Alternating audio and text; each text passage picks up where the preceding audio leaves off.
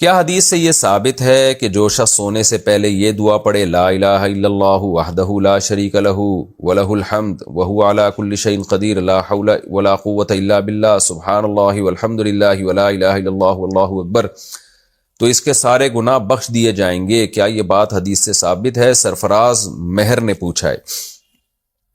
دیکھیں صحیح بخاری کی حدیث نمبر 1154 میں یہ الفاظ یوں ہیں کہ جس کی رات کو آنکھ کھل جائے سوتے ہوئے میں، تو آنکھ کھلے اور پھر وہ یہ کلمات پڑھے لا الہ الا اللہ وحدہ لا شریک لہ لہ الملک ولہ الحمد وہو علی کل شیء قدیر الحمد للہ وسبحان اللہ ولا الہ الا اللہ واللہ اکبر ولا حول ولا قوۃ الا باللہ اللہم اغفر لی، تو یہ الفاظ اگر کوئی پڑھ لے تو پھر اللہ اس کے سارے گناہوں کو معاف کر دیتے ہیں۔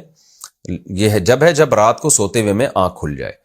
باقی رات کو سونے سے پہلے کیا کرنا ہے تو وہ مختلف احادیث میں ہے کہ سورہ آل عمران کا آخری سورہ بقرہ کا آخری رکوع بھی ہے، سورہ فلق سورہ ناس بھی ہے، آیت الکرسی بھی ہے، اللہم بسمک اموت و احیا یہ دعا بھی ہے، اللہم اسلمت نفسی الیک ووجہت وجہی الیک وفوضت امری الیک والجأت ظہری الیک رغبتا ورہبتا الیک لا ملجأ ولا منجا منک الا الیک آمنت بکتابک الذی انزلت ونبیک الذی ارسلت، یہ بھی صحیح حدیث سے دعا ثابت ہے، اس کی بھی بڑی فضیلت ہے۔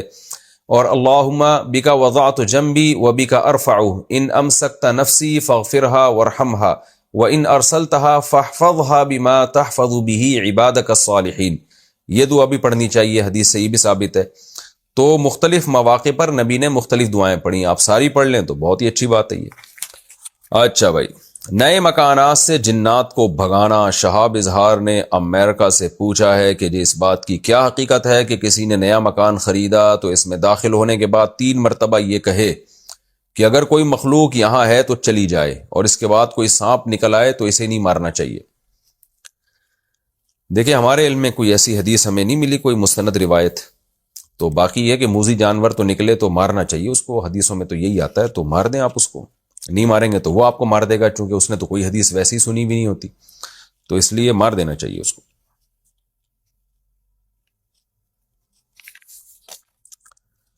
دعا کے بعد چہرے پر ہاتھ پھیرنا کیا ثابت ہے؟ ہم دعا کے بعد چہرے پر ہاتھ پھیرتے ہیں۔ زید خان نے انڈیا سے پوچھا ہے۔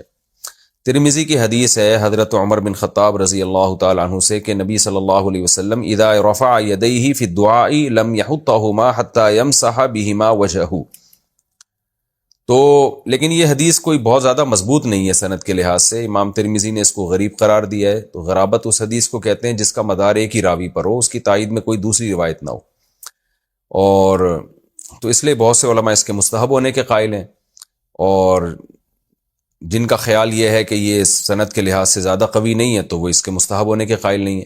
تو بہرحال اتنی بات تو ہے کہ اس عمل کو بدعت نہیں کہا جا سکتا، اور بہت زیادہ تاکید بھی نہیں کی جا سکتی۔ اگر کوئی دعا مانگنے کے بعد چہرے پہ ہاتھ نہیں پھیرتا تو بھی کوئی حرج نہیں ہے، پھیر لے تو بھی ٹھیک ہے۔ مفتی صاحب جنت کی زندگی کیسی ہوگی، اس پہ مستقل بیان کریں گے یار۔ اگر یہ عقیدہ رکھا جائے کہ ہمیں اس ولی کے صدقے میں اللہ ہمیں دے رہا ہے، اس کا مطلب کیا ہوتا ہے؟ ولی کے صدقے میں دے رہا ہے، اس کا مطلب مجھے نہیں پتا، کہنے والے کی نیت کیا ہوتی ہے ان الفاظ سے؟ اس کے صدقے میں دے رہا ہے، کیا مطلب اس کے صدقے میں؟ جس بات کا مطلب ہی نہیں پتا اس پہ آدمی کیسے حکم لگائے کہ جائز ہے کہ ناجائز ہے؟ مفتی صاحب میں آپ کو اپنا رہبر مانتا ہوں، آپ کے بیانات نے میری زندگی بدلی۔ اگلے مہینے میرا نکاح ہے، میری خواہش ہے کہ آپ میرا نکاح پڑھائیں، ولید سے رابطہ کر لیں، نکاح جس نے پڑھوانا ہو یہاں ولید کا نمبر ہے، اس سے رابطہ کر لیں۔ مفتی صاحب مشرک کی اصلاح کرنے کے بعد بھی وہ توحید پر نہ آئے تو اس سے مشرک ہونے کی وجہ بیس پہ نفرت کرنا کیسا ہے؟ چھوڑ دیں اس کو، اپنے حال پہ نفرت کر کے کیا کرنا ہے؟ اتنے مشرک پڑے ہوئے کس کس سے نفرت کریں گے بھائی؟ اسلام میں پینٹ کا کیا لکھا ہے؟ پینٹ شرٹ کا شرعی حکم کیا ہے؟ بہتر نہیں ہے لیکن جائز ہے، بہتر ہے اپنا لباس پہنو، شلوار قمیض یار۔ نیک اور صحت مند اولاد کے لیے دعا کیجیے، اور رزق میں کشادگی کے لیے، اور اللہ عمرہ کی توفیق عطا فرمائے۔ دل سے دعا، اللہ ساری دعائیں قبول فرمائے، ساری خواہشات آپ کی پوری فرمائے۔ روزے کی حالت میں ابے کیا، ایک تو ہم بستری لکھا ہوا ہے وہ بھی انگلش میں، آگے پتہ نہیں کیا لکھا ہوا ہے، کر سکتے ہیں نہیں کر سکتے، خدا کے بندو 60 روزوں کا کفارہ ہے اگر رمضان کے روزے میں کر لیا یہ کام۔ اچھا دوسرے سوال بھی تھے، ایک ہی پڑھا ہے میں نے۔ مفتی صاحب صرف میں کوئی یار اردو تو کم از کم اردو میں لکھ لیا کرو نا، اردو تو اردو میں لکھ لو، انگلش میں لکھو، لیکن اردو میں لکھو۔ تو رومن میں اور اتنی گندی رائٹنگ میں لکھا ہوا ہے سمجھ میں نہیں آ رہا۔ مفتی صاحب ایسا یہ کیا پھر وہی مسئلہ؟ آغا جی لڑکے کی شادی میں وہ کچھ سمجھ میں نہیں آ رہا، کیڑے مکوڑے ہیں یہ بھی، یہ ایک ہی بندے کی رائٹنگ ہے، ساری پوری رائٹنگ ایک ہی بندے کی ہے، ایک ہی بندہ ہے۔ مفتی صاحب آسٹریلیا سے مہمان ملنے آئے ہیں، کہاں ہیں آسٹریلیا والے جو آئے؟ ہاں 5 منٹ کے لیے مل لیے گا، ٹھیک ہے، پھر خود ہی تشریف لے جائیے گا۔ اگر میں کہوں بھی نا مزید بیٹھے ہیں تو آپ نے کہنا ہے بس ہم جا رہے ہیں، ٹھیک ہے، تو 5 منٹ کے لیے میں بعض دفعہ کہہ دیتا ہوں بیٹھے ہیں، وہ بیٹھ ہی جاتے ہیں، پھر تو اس کے بعد جو ہے نا دفتر میں بٹھا دیں ان کو، 5 منٹ کے لیے مل لیں گے۔ پہلی دفعہ میں جب کسی کو چائے کا پوچھا جائے نا فوراً نہ ہاں کر دیا کرے، بعض دفعہ آدمی ویسے ہی پوچھ رہا ہوتا ہے، ہاں چلو ٹھیک ہے۔ مفتی صاحب سوال یہ ہے کہ کیا زکوٰۃ اپنے کسی بہن یا بھائی کو دیں تو بنا بتائے دینا جائز ہے؟ جی جائز ہے، ہدیے کے نام پہ دے دیں، دل میں زکوٰۃ کی نیت کر لیں۔ اور کیا زکوٰۃ 2 حصوں میں دینا جائز ہے؟ میرے اوپر جتنی زکوٰۃ بنتی ہے اتنے پیسے ابھی نہیں ہے، 2 حصوں میں بھی دے سکتے ہیں، 3 حصوں میں بھی دے سکتے ہیں۔ دل سے دعا ہے اللہ تعالیٰ آپ کو صحت عطا فرمائے، بھائی نے بیمار ہیں بیچارے۔ مفتی صاحب درس نظامی کے ساتھ کاروبار کرنا کیسا ہے؟ یعنی عالم بننے کے ساتھ؟ اب ہر ایک کے حالات مختلف ہوتے ہیں، تو بعض لوگوں کا توکل کا لیول بہت اونچا ہوتا ہے، وہ کہتے ہیں ہم نہیں کچھ کریں گے بس دین کی خدمت کریں گے، لیکن نارملی تو اپنا کماؤ یار۔ حضرت یہ روزہ ہے بھائی، رمضان ہے حضرت بھول گئے بیچارے، میں تو جلدی سے پی لیتا ماشاء اللہ۔ ٹھیک ہے ٹھیک ہے، ٹائٹ ہو گیا، ٹینٹ ہو گیا، ٹینٹ بھنڈا ہے۔ دہلی بمبئی والے بولتے ہیں کیا بولتا ہے بھنڈا، یہ آج کل چل رہا ہے وہاں بمبئی میں، کیا بولتا ہے بھنڈا، بھنڈا بولتے ہیں، کیا بولتا ہے بھنڈا۔ اچھا بھائی درس نظامی کے کاروبار کرنا ہے تو کر لو، لیکن پھر ادھر کا کاروبار ایسا کرو جس میں ٹائم نہ لگانا پڑے۔ میں بھی کرتا ہوں کاروبار، لیکن آپ کو پتہ ہی نہیں ہوگا میں کرتا کب ہوں۔ انویسٹ کر دیے تو کچھ ایماندار لوگ مل گئے جو کہ پاکستان میں ملتے نہیں ہیں، لیکن میرے اوپر اللہ کا فضل ہو گیا کہ بہت کچھ تباہ ہونے کے بعد مجھے 2-4 ایماندار لوگ مل گئے، تو پھر میں ان پہ اعتماد کرتا ہوں، بس لگاتے رہو، خود ہی خریدتے رہو، بیچتے رہو۔ تو ایسے مارکیٹ میں مل جاتے ہیں بعض دفعہ، لیکن بہت کم ہے۔ آپ خدا کے لیے تجربہ نہیں کرنا، ہمیں تو بڑے عرصے بعد ملے ہیں، اور پھر شہرت ہو جاتی ہے تو اور انسان کے تعلقات بڑھ جاتے ہیں نا، پھر اس میں ملنا آسان ہو جاتا ہے۔ لیکن اگر ایسے کاروبار کر لو کہ ٹائم نہ لگانا پڑے تو پھر کرنا چاہیے، علماء کو بھی کرنا چاہیے، ضروری ہے۔ اپنا کھائے، اپنا پیے، موج اچھی زندگی گزارے، چندوں پہ نہیں ہوتا انسان، اور ویسے بھی اپنی ذات کے لیے تو چندہ ویسے ہی حرام ہے نا، تو وہ تو ویسے ہی جائز نہیں ہے۔ ہماری جماعت آپ سے ملنا چاہتی ہے راول پنڈی سے، کہاں ہے بھائی؟ آپ لوگ بھی 5 منٹ کے لیے وہاں چلے جانا، خود ہی چلے جانا پھر۔ اچھا بھائی بجلی کے بل کو ڈیو ڈیٹ پر ادا کر سکتے ہیں کیا؟ یہ سود نہیں، سود ہے اور کیا ہے، لیکن اب یہ کہ جب ہو گیا وہ تو گورنمنٹ کو دینا پڑے گا آپ کو۔ بال اور ناخن وغیرہ کو دفنانا چاہیے یا دریا میں پھینک دیں؟ یعنی بال کاٹ کے ناخن کاٹ کے دریائے سندھ جائے گا کراچی سے پھینکنے کے لیے بھائی ادھر ہی پھینک دو یار، واش روم میں نہ پھینکو، کیونکہ انسانی اعضا ہے، جسم سے نکلا ہوا ایک چیز ہے، تو اتنی اس کی توہین ٹھیک نہیں ہے، لیکن کچرے میں پھینک سکتے ہیں۔ میری بیگم مجھ سے پوچھتی ہے کہ مفتی صاحب مسائل کے وقت طرز کیوں بدل دیتے ہیں؟ تھوڑا اسٹائل چینج ہو جاتا ہے نا، ہماری مرضی ہم تو۔ مفتی صاحب طلاق کے بعد اگر شوہر بچے کا خرچہ نہیں اٹھاتا تو 7 سال کے بعد اس کا حق بنتا ہے کہ وہ بچہ لے کر جائے یا نہیں؟ شوہر پر لازم ہے کہ وہ طلاق کے بعد بچے کا خرچہ اٹھائے، اور بیوی پر لازم ہے کہ 7 سال کے بعد بچہ شوہر کے حوالے کر۔ جب بچہ چھوٹا تھا تو ماں کے ساتھ رہے گا، باپ ملتا رہے گا، جب 7 سال کا ہو جائے گا تو باپ کے ساتھ رہے گا، ماں اس سے ملتی رہے گی۔ ہمارے ہاں ایسا نہیں ہوتا، جس کی لاٹھی اس کی بھینس، بس جس کا قبضہ ہو گیا وہی رکھتا ہے اس کو، یہ ظلم ہے۔ اور اگر وہ شروع میں کہے کہ جرگے میں کہ مجھے بچہ نہیں چاہیے، میں بچے کا خرچہ نہیں دوں گا، تو 7 سال کے بعد بچہ اس کا ہوگا یا نہیں؟ پھر بھی اس کو خرچہ دینا پڑے گا اور بچہ لینا بھی پڑے گا۔ یہ آپشنل نہیں ہے کہ باپ بچے کو لینا چاہتا ہے کہ نہیں چاہتا، نہیں چاہتا تو بھی لینا پڑے گا اس کو۔ نہیں یہی بات سمجھ میں؟ آپ کے بچہ پیدا ہو گیا، آپ کہہ رہے ہیں میں نہیں چاہتا، تو ایکچولی میں آپ پال لو اس کو، یا اس کو عیدی سینٹر میں جمع کرا دو، ایسا نہیں ہوگا، آپ کے باپ کو بھی پالنا پڑے گا۔ تو اسی طرح جب 7 سال کا ہو جائے نا بچہ، تو باپ اگر کہتا ہے میں نہیں لوں گا، تو شریعت کہتی ہے آپ کو لینا پڑے گا، کیونکہ نہ لینے میں بچے کا نقصان ہے۔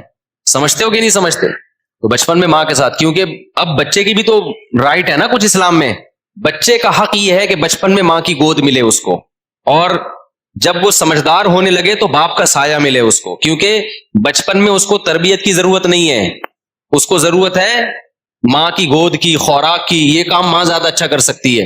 اور جب بڑا ہو جاتا ہے 7 سال کا، اب اس کو تربیت کی ضرورت ہے، تو یہ کام ماں سے زیادہ اچھا کون کر سکتا ہے؟ باپ۔ وجہ اس کی یہ خواتین کہیں گی بھائی وہ کیوں زیادہ اچھا کر سکتا ہے, اس کا روب ہے, ماں کا روب نہیں ہوتا, وہ آنکھیں دکھائے گا ڈر جائے گا بچہ. یہ جو ہے نا انگریز موٹیویٹ کرو بچوں کو موٹیویٹ کرو, خالی موٹیویٹ نہیں ہوتا, آنکھیں بھی دکھانی پڑتی ہیں بچوں کو, روب بھی ہوتا ہے. تو باپ کا روب ہوتا ہے, اس کی آواز میں اللہ نے گرج رکھی ہے, یوں کر کے آنکھیں دکھائے گا انسان کا بچہ بن جائے گا. میں نہیں کہہ رہا بچوں کو مارا پیٹا کریں, لیکن آنکھیں تو دکھانی پڑتی ہیں نا. تو ہم نے دیکھا ہے کہ بچے بگڑ جاتے ہیں اگر باپ تربیت کی فکر نہ کرے, تو ماؤں کے حوالے کر دیتے ہیں, ماؤں کا روب نہیں ہوتا تو بچے باغی بن جاتے ہیں, باپ کا روب ہوتا ہے. تو جب بچہ تھوڑا سا بڑا ہو جائے تو اس کو ضرورت ہے باپ کی, تو اسلام کہتا ہے بچے کس کے حوالے کیے جائیں, اور باپ کو زبردستی لینا پڑے گا. اس کے پاس یہ آپشن نہیں ہے کہ مجھے نہیں چاہیے, تو خرچہ بھی دے گا اور لے گا بھی, یہ دونوں کام اس کے ذمہ ہے. اگر اسٹیمپ پیپر پر یہ بات طے ہو جائے کہ بچہ کبھی بھی شوہر نہیں لے گا تو یہ کام جائز ہے یا نہیں؟ نہیں, یہ جائز نہیں ہے. اسٹیمپ پیپر سے بچے کا تھوڑی نقصان پہنچا سکتے ہو. اگر اسٹیمپ پیپر پہ میاں بیوی طے کر لیں بچہ ہم نے وسیم بھائی کو دینا ہے, تو بچہ کہے گا تم نے میرے لیے ایگریمنٹ کیسے کر لیا مجھ سے پوچھے بغیر, ٹھیک ہے. تو بچے کو باپ کی بھی ضرورت ہے, ماں کی بھی ضرورت, تو ایسا ایگریمنٹ نہیں کر سکتے وہ اس ایگریمنٹ کی کوئی شرعی حیثیت نہیں ہے, اسٹیمپ پیپر پہ بھی ہو جائے. طلاق کے بعد جو لڑکی کا سامان ہے کمرے میں وہ سارا سامان لڑکی کا شمار ہوگا, یا جو سامان شوہر نے شادی کے بعد خریدا ہو, وہ مثلاً بیٹری اور بیٹری کا پنکھا, شکر ہے کچھ تو خریدا اس نے, یہ شادی کے بعد انہوں نے خریدا ہے بیٹری اور بیٹری کا پنکھا, باقی سارا بیگم نے لی. وہ سامان طلاق کے بعد لڑکی کا ہی ہے, شوہر کا. جو لڑکی کو ابا کے گھر سے ملا وہ تو سارا لڑکی کا ہے.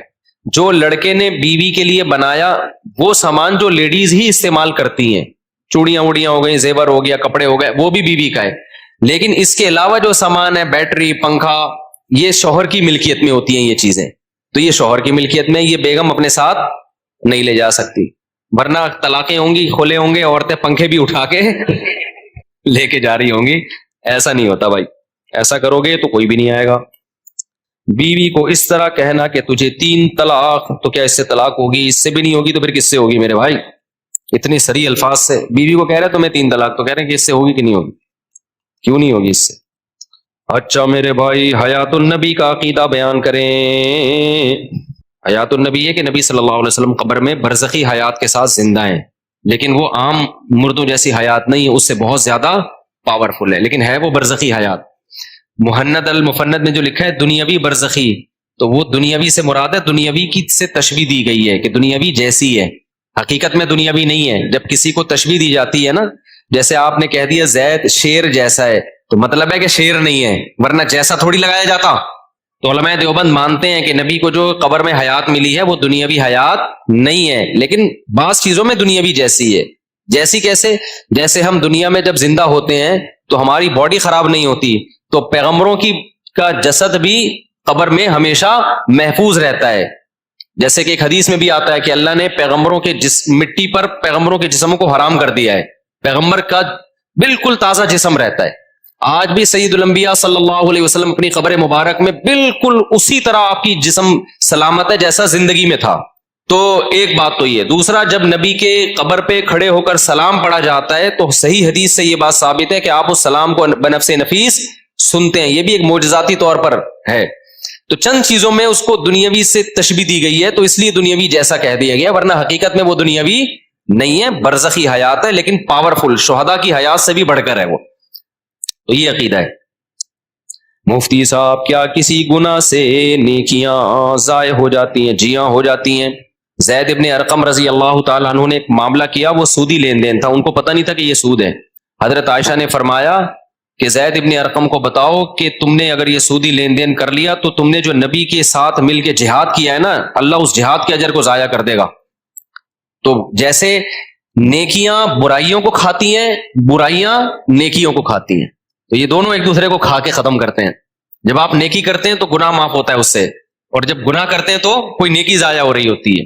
گردے کے مریض کے لیے روزے کا کیا حکم ہے؟ روزہ رکھنے سے اگر اس کو نقصان ہو رہا ہے تو چھوڑ سکتا ہے بھائی, ورنہ نہیں چھوڑ سکتا.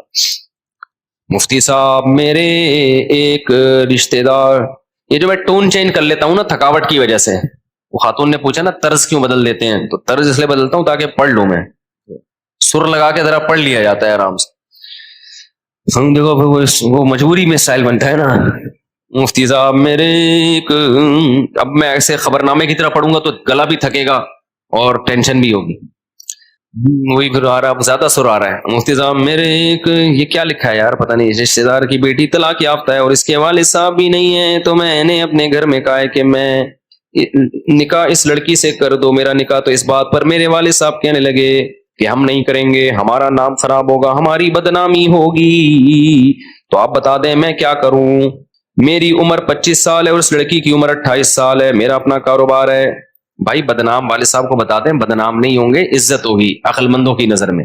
ایک طلاق یافتہ سے شادی کی ہے, ان سے ملی ہے, باپ بھی فخر سے بتایا یار میرا بیٹے نے شادی کس سے کی ہے, طلاق یافتہ. یہ عزت کی بات ہے, یہ ذلت کی بات نہیں ہے. دوسری بات یہ کہ ایک اور شادی بھی کر لینا, ابا کو بتا دیں 4 شادیاں کر لینا, تو اس سے عزت سوسائٹی میں اور زیادہ بڑھنی چاہیے. بڑھے گی پھر بھی نہیں, لیکن بڑھنی چاہیے, ٹھیک ہے نا. تو ابا کو سمجھائیں, ابا مان جائیں گے انشاءاللہ. یہ عزت کی یہ ایسی ہے نا, شادی کرو جہاں سمجھ میں آ رہا ہے. جن لوگوں نے عزت کی خاطر بیٹھے ہوئے ہیں نا, عزت بھی گئی اور شادی بھی نہیں ہوئی.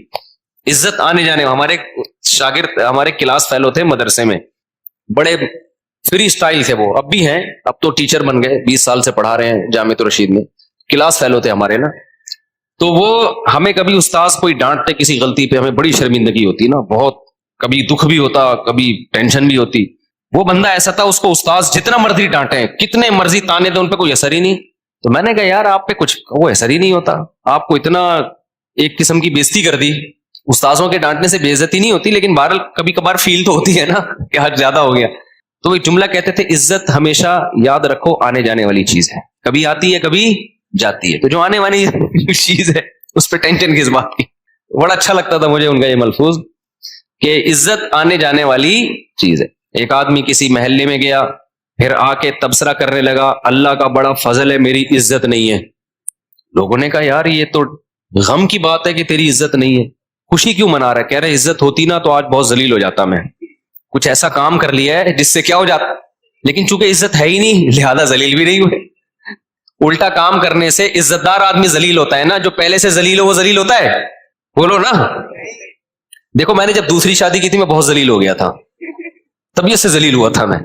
جب ہو گیا نا پھر تیسری پہ وہ ذلیل نہیں ہوا میں, کیونکہ وہ جو جتنا ہونا تھا وہ میں دوسری پہ بولو ہو چکا تھا. تو پھر جب تیسری کی تو پھر نہیں ہوا میں ذلیل, کیونکہ وہ ہو چکا تھا میں ذلیل. تو کتے کو کتا بولو, کتے کو بے عزتی محسوس ہوگی نہیں ہوگی, وہ تو ہے ہی کتا, اس کو پتا ہے یار میں تو کتا ہوں. کچھ اور بولو گے تو چوہا بولو گے تو شاید اس کو غصہ آ جائے. تو کچھ کام, میں نہیں کہہ رہا کہ ذلیلوں والے کام کرنا شروع کر دو, لیکن کچھ کام ایسے ہوتے ہیں کہ وہ ہوتے اس میں عزت ہے, لیکن لوگوں کو اس میں ذلت محسوس ہو رہی ہوتی ہے. تو ایک دفعہ کر لو, آپ وہ کر کے جتنی بے عزتی ہونی ہے ہو جائے گی, اس کے بعد آپ بے عزتی لیس ہو جاؤ گے, ٹھیک ہے نا. پھر وہ کام کرنے سے بے عزتی نہیں ہوگی. تو آپ یہ جو صاحب ہیں اس بیوہ سے شادی کر لیں, یہ طلاق یافتہ سے, ایک دفعہ طبیعت سے بے عزتی ہو جائے گی, پھر جتنی بھی شادیاں کریں گے بے عزتی نہیں ہوگی, کیونکہ عزت ہوگی ہی نہیں تو بے عزتی کا خوف بھی نہیں ہوگا. ایک دفعہ کر, لیکن بیویاں مل جائیں گی آپ کو. یہ ٹائٹ ہو جائے گا کہ نہیں ہو جائے گا؟ ہم لوگ بچپن میں ٹائٹ کو بولتے تھے ٹینٹ ہو گیا, ٹینٹ. بچپن میں ہم بولتے تھے ٹائٹ کو کیا ہو گیا, ٹینٹ ہو گیا. تو مجھے وہی لگتا ہے کہ ٹینٹ ہو جائے گا, ٹینٹ. اچھا میرے بھائی, میرا ایک دوست تائیوان میں ہے, انہوں نے مجھے ایک مدرسے کے لیے پیسے بھجوائے ہیں, میں نے ان کا شکریہ ادا کیا, تو انہوں نے کہا کہ آپ کو مجھ سے زیادہ ثواب ملے گا. میں نے کہا آپ کو ملے گا, کیا کرنا ہے اللہ کی مرضی, جس کو زیادہ ثواب دے دے, دونوں کو ملے گا انشاءاللہ. مفتی صاحب میرے یہ تو ہو گیا مسئلہ نا, بس مسائل ختم ہو گئے, چلو